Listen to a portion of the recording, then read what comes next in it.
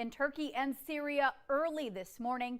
This is new video we're looking at of daytime aerials that show us destruction after buildings were forced to collapse. Yeah, take a look at that. Heartbreaking. The quake was centered about 55 miles north of the Syrian border, and rescue workers are now rushing to find survivors underneath all of that rubble in multiple cities. And we are getting a look this morning at the moment one of those buildings collapsed. You can see people rushing out of the way when this 7-story structure cracks and then falls right into the city street. Turkey's disaster agency has now issued a level 4 alarm that calls for immediate international assistance. And amidst the disaster, this heartwarming and hopeful image, rescue workers saving a child from the rubble just a few hours ago. It's hard to watch. The new footage captures a dramatic moment when that toddler was pulled from underneath bricks and other debris from a collapsed building and then hurriedly carried away from the scene, as you saw. One rescuer running to get that girl to the doctor to be checked over. Her condition right now is unknown. Time now for a look at our storm team forecast for what's going on in our neck of the woods. Good morning, meteorologist Lisa Green. Good morning. Yes, we're looking at some conditions that are going to be on the warm side for February, of course, and we'll have to put up with some wind to keep that warmer air around. We've got a south wind that's quite blustery in spots, especially right in the FM metro, and there are a few flakes associated with this system moving through. They've been very light, isolated. A couple of areas have had a little coating on the roads, and so watch out for some icy patches. And you can see our camera here in Fargo shaking in the wind. It is going to be an issue for you, especially on these north-south, or rather east-west roads, because that south wind is a crosswind blowing across it. So you're going to be experiencing some push on that. You can also see a little bit of that sunrise showing through as well. We do have partly cloudy skies. There are areas with more clouds, other places that are clear. Fargo's at 25 degrees. It's 23 in Grand Forks and 19 in Bemidji, 26 in Devil's Lake. So a lot of places checking in the 20s just to start the day. And no negative signs on our temperature maps and graphics here this morning, which is also great to talk about. But here's a look at the radar and satellite. You can see that there are a couple of pockets where we've got a little bit of light blue showing up. Northeastern North Dakota and right along that Highway 200 corridor in eastern parts of North Dakota, you might be experiencing some flurries. Also down toward Sisseton and Wheaton, and now heading into Wahpeton, Breckenridge, a little bit of light snow that might be affecting you. There's more toward Bismarck. There's also a little more colorful conditions on the radar map too, some green showing up. There could be a little rain trying to mix in with this snow later today. A look at our winds right now. Out of the south, we've got a gust in Langdon to 31.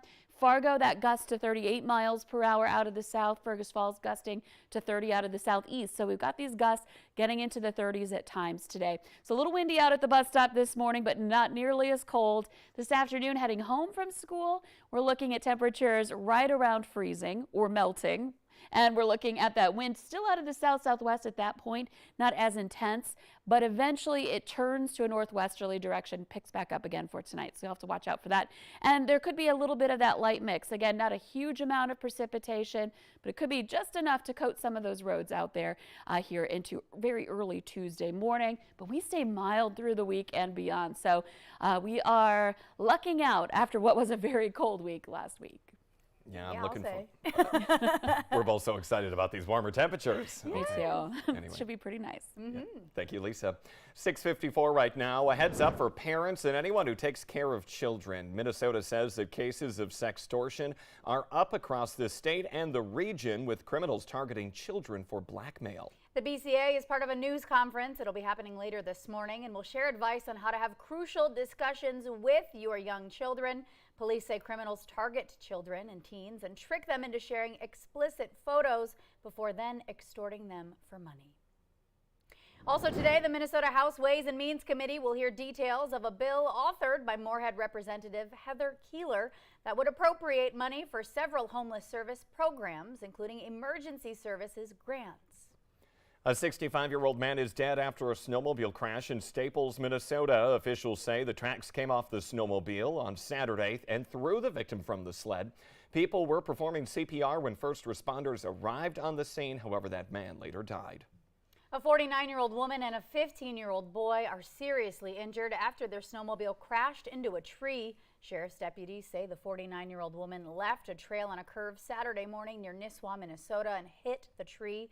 The boy was taken to a St. Cloud hospital by helicopter. That woman is being treated in Brainerd. Two North Dakota police officers who wounded a suspect in an exchange of gunfire have now been cleared of any wrongdoing. Williston officers Tyler Ewin and Jordan Patton have been on paid leave since December 9th after shooting 30-year-old Eric Obregon, who police say had outstanding warrants for terrorizing and domestic violence. That's when he took off running after being pulled over. Police say that he reached into his clothing and pulled out a gun after being told 4 times to take his hands away. Shots were then fired. The suspect was hit in the left leg and the foot as well. Vice President Kamala Harris will be making her way to St. Cloud, Minnesota on Thursday to highlight the Biden administration's investments in electric vehicles. The White House says the focus will be on how the administration's investments in electric vehicles are creating good-paying union jobs. Just last year, St. Cloud hosted an expo on electric vehicles. A bear rescue team from the Twin Cities is on their way to Onaska, Minnesota and Roseau County to rescue this bear you see on your screen that's been stuck in a ditch for the last 3 days. That's a long time. A Valley News Live viewer says people think the bear might be pregnant. There's no official confirmation on that, though. Stay with us right here as we learn more about what happens with that bear as that team heads up north. The City of Moorhead is launching a program to offer a deeper understanding of city government functions. It's all part of a new Citizens Government Academy. The Valley Today's Nishay Taylor is live in the newsroom this morning with more on how the program will work. Good morning, Nishay. Good morning, Jordan and Ashlyn. This 7-week program will give residents an opportunity to see exactly how the city of Moorhead is ran.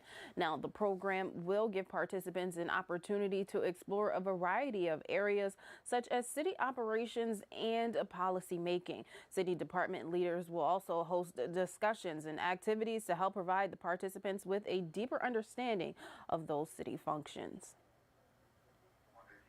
One outcome we hope to see of that is additional interest in serving on boards and commissions, or perhaps even the city council, or even we might spur some interest in the jobs that we have at the city. Well, city leaders say the interest is definitely there. They've seen an outstanding response to folks applying for this program. They said they've received at least 50 applicants, but they are only limited to about 24. And they say they will keep it at that range as far as participants participating in the program at this time. But they do say they hope to continue the program on an annual basis. Jordan, Ashley. All right, it will be interesting to watch it continue from here. Thank you for the update this morning, Nishay. The Fargo Air Museum hosting its first Veterans Story Preservation Day today, where the experiences of area veterans will be collected. There are still a few spots available to have your story heard and also preserved. Interviews will be conducted in a private setting. Now call the Fargo Air Museum if you're interested. There is some free help with your taxes available at Concordia College in Moorhead. That starts today. The Volunteer Income Tax Assistant Program runs from 6 to 9 in the evening on Mondays and Thursdays. It's in the Grant Center Room 118. No appointment is needed. Free parking is available. IRS certified student volunteers will prepare your basic tax returns. All right, everybody, the countdown is on. There are only a few hours left to get your tickets for tonight's Powerball drawing. Yeah, get ready for this. $747 million could be yours. You never know what's going on there with you're telling me there's a chance. Can't win unless you play. 5th largest with a cash option of just over $400 million if you want to get the one-time payout. And if you do win, hey, really surprise those Concordia students with your tax return there. Oh, my goodness. Bring that into them. How do I file this? Hire a lawyer first. Yeah, right. Make sure that your financial advisor is present. Yeah, for real. And you have bodyguards. Well, everybody, happy Monday. Thank you so much for waking up and joining us here on the Valley Today. The Today Show and CBS Mornings just about to start. Yeah, we'll see you on the CW.